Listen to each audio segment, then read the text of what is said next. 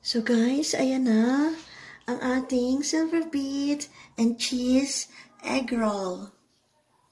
Ayan.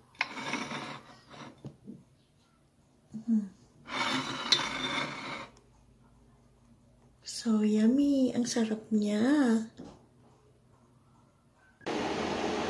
Hi guys, welcome back to my channel again.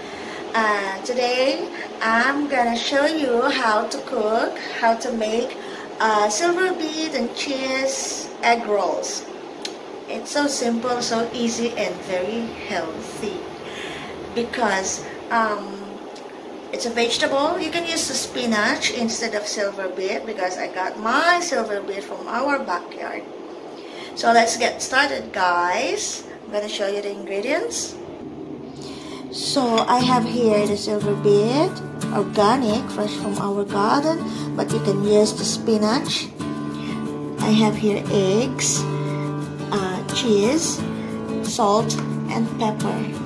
So yan lang po, guys. So let's boil the veggies first.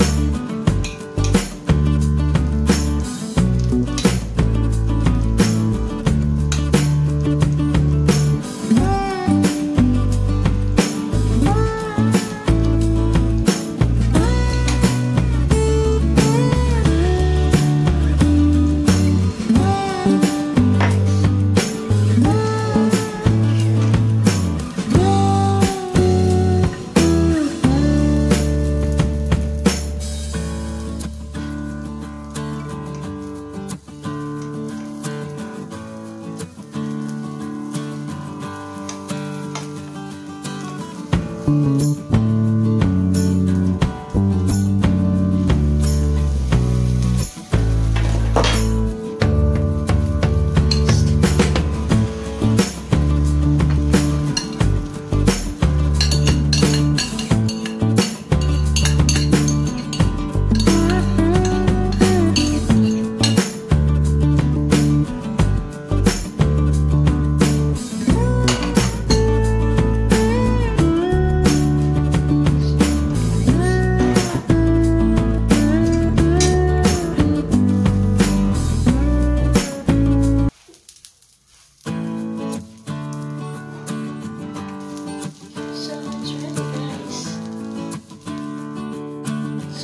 ayan na siya guys. Hiwain na natin. Ayan guys, hiwain na natin siya.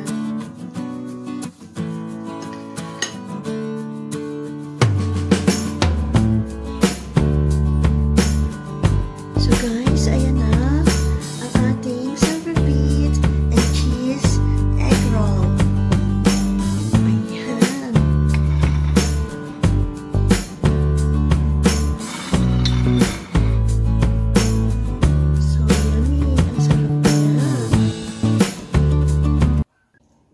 Ayan. So guys, eto na ang ating may organic Silverbeet and cheese egg roll. You can use the spinach if you want. Pareho lang siya. At super yummy siya and super healthy. And even the kids will love this. Magugustuhan din to ng mga bata. Dip mo lang sa ketchup or tomato sauce. Ayan. Tikman natin guys. So ayan guys, tikman natin siya.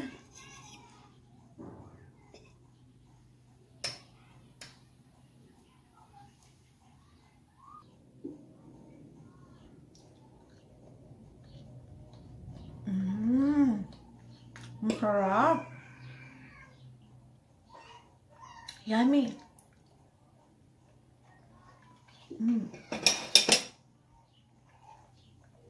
So yummy. So gawa na kayo guys. So thank you for watching. I hope you enjoyed and you learned one of my dish. Yeah, dish or appetizer or whatever. Okay, thank you for watching guys. See you on my next video. Bye everyone. Mwah, mwah, mwah. Hugs to all.